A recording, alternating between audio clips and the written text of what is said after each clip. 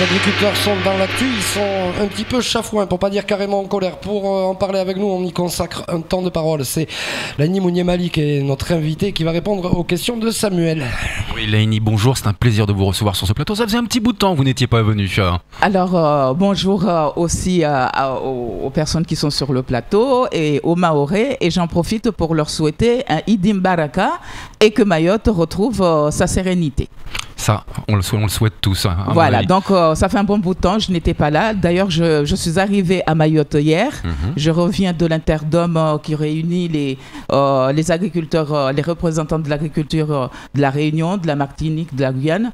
Et moi, je représentais Mayotte pour justement faire part à la FNSEA de nos problèmes à Mayotte.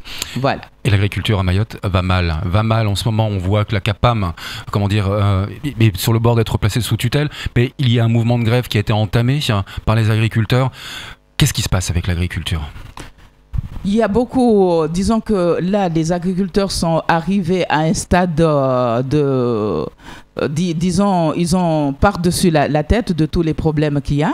Et disons que ce n'est pas un seul problème, mais on attend de l'État une réaction vraiment positive.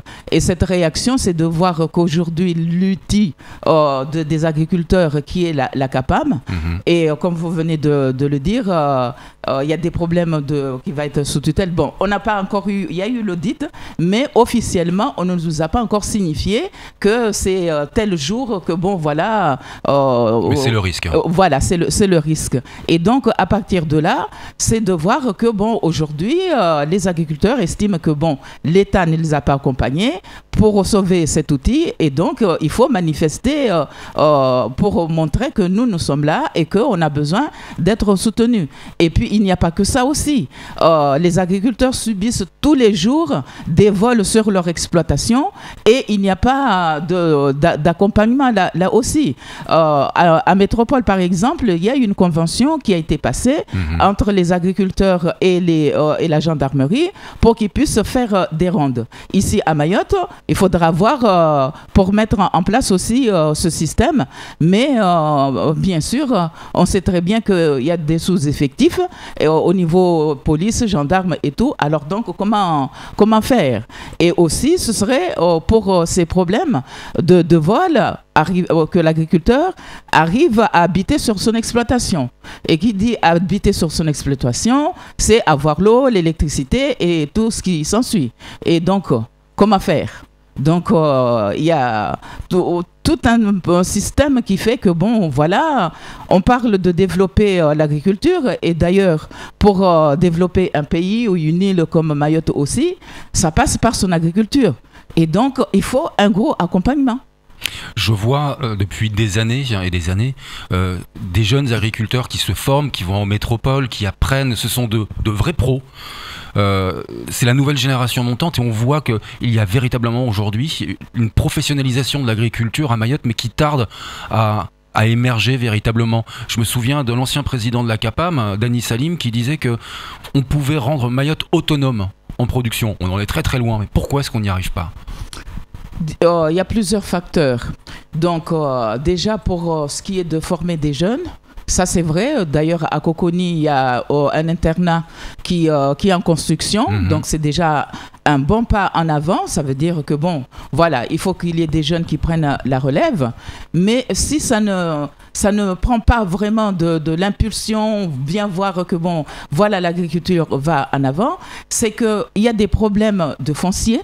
Il y a des problèmes de passation parce que aujourd'hui, si on veut installer des jeunes, il faut aussi libérer du terrain. Et qui dit libérer du terrain, ce sont les grandes personnes qui ont des terrains et ils ne vont pas les lâcher à partir du moment où ils n'ont pas un revenu derrière qui leur assure de l'argent, des revenus, de l'argent pour vivre tous les jours. Donc là aussi, il faut qu'il y ait un travail de fait de manière à ce que les personnes en âge d'aller à la retraite puissent avoir cette sécurité d'un revenu derrière pour qu'ils puissent lâcher les terrains. Parce que là, il y a des jeunes qui sont là en attente de terrain.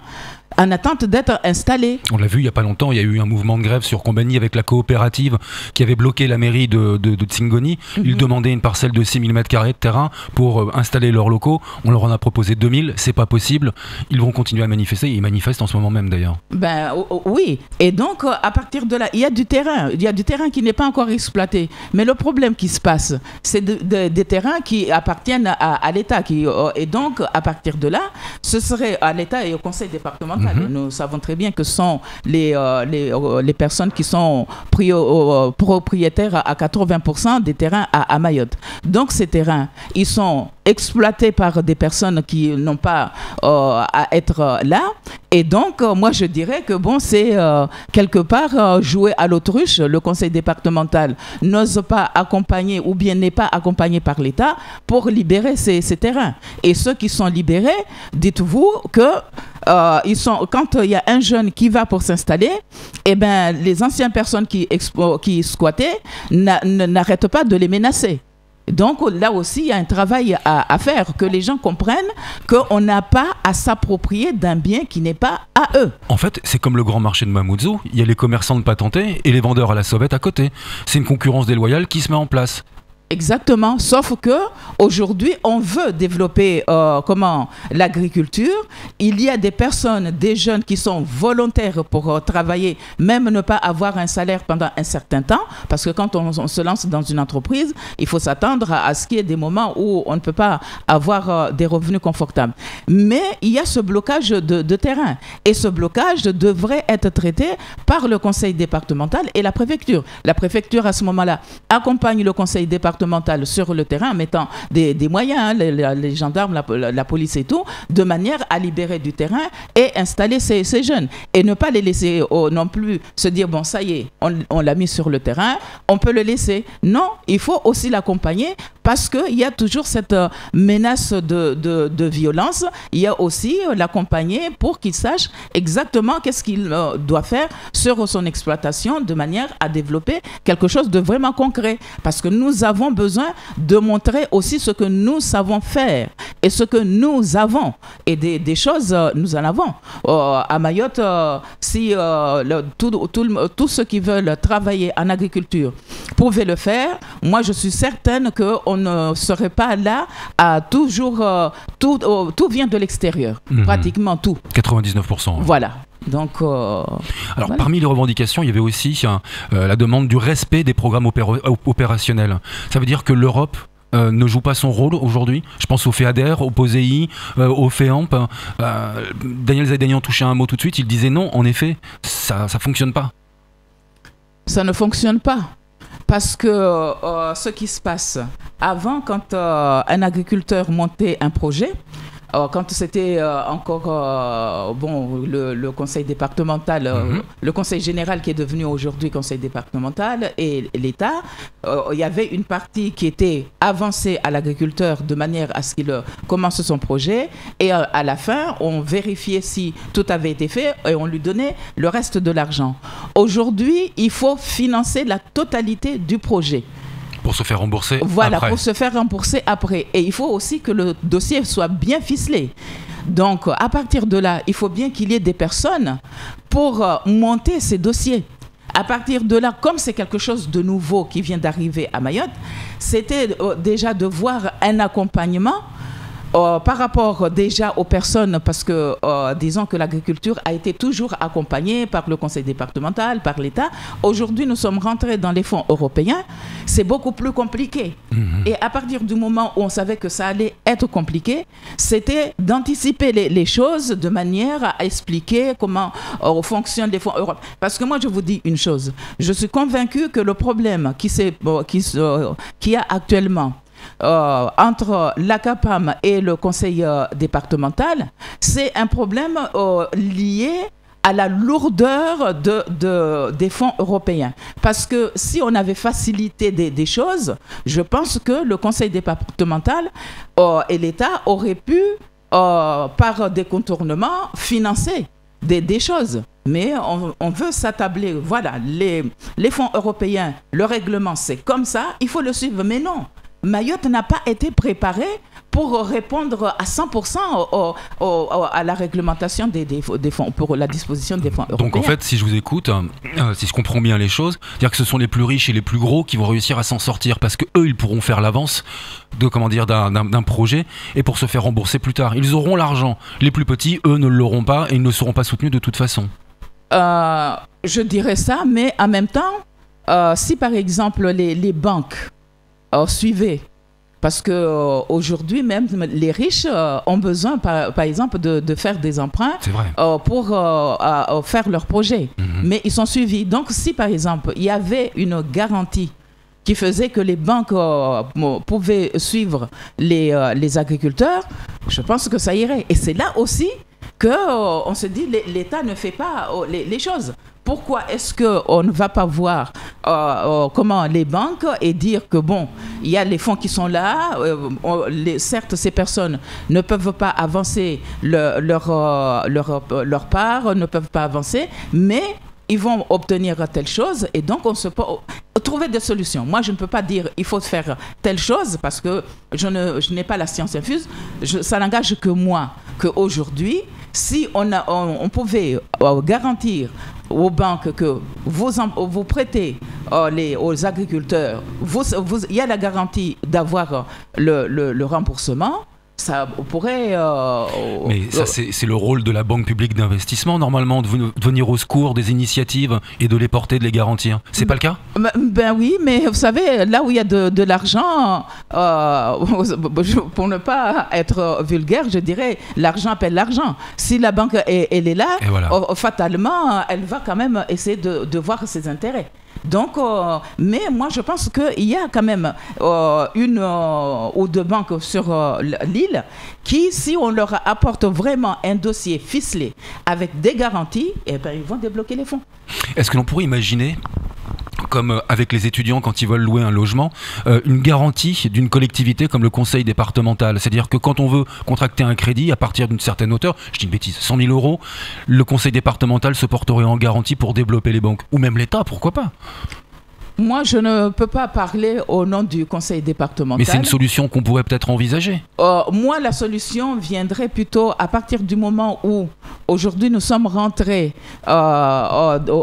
Mayotte bénéficie des fonds européens, qu'on mette tous les moyens pour que Mayotte bénéficie de ces fonds.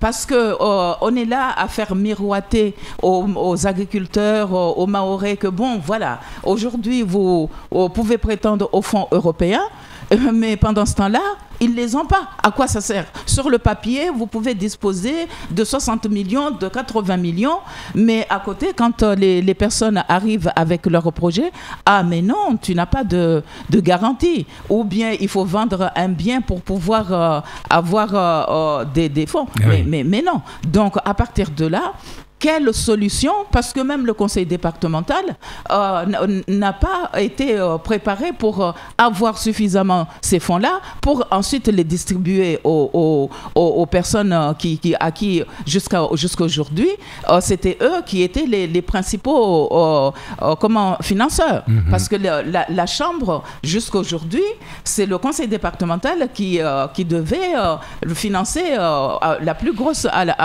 le plus gros, la plus grosse partie, tout à fait. Et, elle aussi, elle se retrouve à ne pas nous financer. Et voilà. Dernière question, parce que c'est déjà passé, ça va très très vite. Comment voyez-vous l'avenir des agriculteurs aujourd'hui à Mayotte et dans un très proche avenir? Moi, je leur dirais de toujours continuer parce que c'est des personnes qui s'engagent et qui se sont toujours engagées. Moi, je leur dirais de ne pas de ne pas perdre espoir et de continuer malgré tous les problèmes que nous avons, des vols, des problèmes à ne pas être financés et tout. C'est de continuer parce que c'est notre patrimoine, c'est notre héritage qu'on voudra transmettre par la suite à nos enfants et autres. Donc, à partir de là, moi je pense que si l'État et nous-mêmes, la population, on s'entraide, parce que pour les vols, si on trouve des solutions, il faudra qu'on voit ensemble, eh bien, on retrouvera quand même un minimum, parce qu'aujourd'hui, on n'a rien. Même pouvoir manger ces produits, on ne les a pas. Moi, je suis arrivée hier, et ben, j'ai fait une grosse perte parce qu'on m'a volé des boucs qui étaient déjà réservés. Donc, du coup, je suis en train de me dire pourquoi ne pas tout vendre, ne plus avoir d'animaux sur mon exploitation, parce qu'en début du mois, ils ont volé les bananes, et là, à 2 jours de mon arrivée, ce sont mes boucs qui sont partis. Donc, quand vous voyez l'agriculteur qui compte vraiment, moi, j'ai la chance quand même de ne pas compter à 100% sur les revenus de mon exploitation, mais imaginez l'agriculteur qui compte à 100% sur ce qu'il y a sur son exploitation. Donc, moi, je dirais aux Mahorais, ne baissons pas les bras, entraidons-nous et voyons des solutions pour que ceux qui doivent nous financer puissent s'en sortir et que derrière nous aussi, on tirera les profits. Et je dirais aussi par rapport, parce que nous avons un problème de pénurie d'œufs en ce moment. Donc là aussi, la filière a besoin d'être accompagnée. Et donc moi, je pense qu'en mettant en place un interprofessionnel sur parce que c'est une filière qui réussit ici à Mayotte. Tout à fait. Et bien à ce moment-là, on n'aura pas de soucis de problème d'œufs ni quoi que ce soit. Donc voilà le message que je voudrais passer. Créer un interprofessionnel. C'est contagieux. De manière à ce que au moins cette filière soit sauvée et qu'elle soit stable. Merci beaucoup. C'était le temps de parole de Laini Mounier-Mali. Les agriculteurs sont embarrassés et ils sont un petit peu énervés. On l'a compris, c'est tout pour ce temps de parole.